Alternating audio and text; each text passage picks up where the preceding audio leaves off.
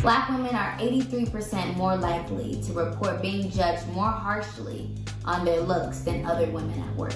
Black women have also reported they are 1.5 times more likely to be sent home from work simply because of their hair.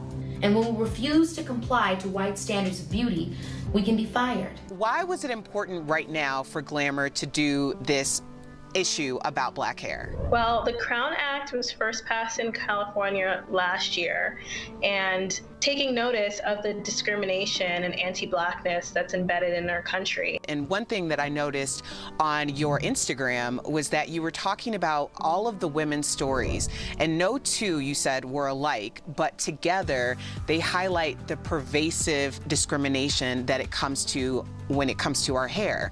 So have you experienced hair discrimination, and how does that affect you professionally? You think of doing your hair for a job interview, but if you're white and you have straight hair, you're never thinking, oh, is the texture of my hair going to stop me from getting this job? They're never thinking they have to do something extreme to make their hair suitable for a job interview. And as a black woman with big kinky hair, for me, I definitely thought about it. Even though I've worked in accepting fields, I've always straightened my hair for job interviews up until this point in my life. For me, it was hiding behind a weave to the point where I didn't even know what my natural hair looked like. This is what this whole hair issue is about. It's about choice. If a black woman, if you want to wear a weave or a wig or dye your hair blonde, you should have that choice, but you should also never feel like you need to wear a weave or you need to wear a wig or wear your hair straight. We are so creative when it comes to our hair. We've done so many interesting and amazing things with our hair that have completely changed everyone's style. Right, so diversity of expressions. This is a good time to talk about Adele breaking the internet, child.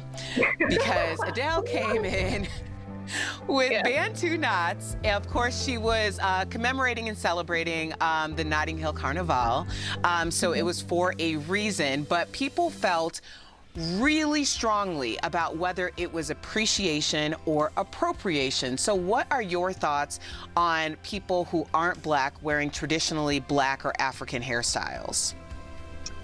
I want to start this by saying that tensions are really high right now, and I know that everyone wants to get this right, but I also think that we should be able to have these nuanced discussions about cultural appropriation versus appreciation without canceling anybody. From what I understand about that event, it was started to help, bridge those cultural divides and have everyone celebrate together. And that's what it is, it's cultural appreciation. And in Adele's case, that's what I see it as. So for all of our DBL viewers, please go to glamour.com to see the first black hair issue for Glamour. And if you are so inclined to do so, we could really appreciate your support with the Crown Act. So go to thecrownact.com and sign the petition.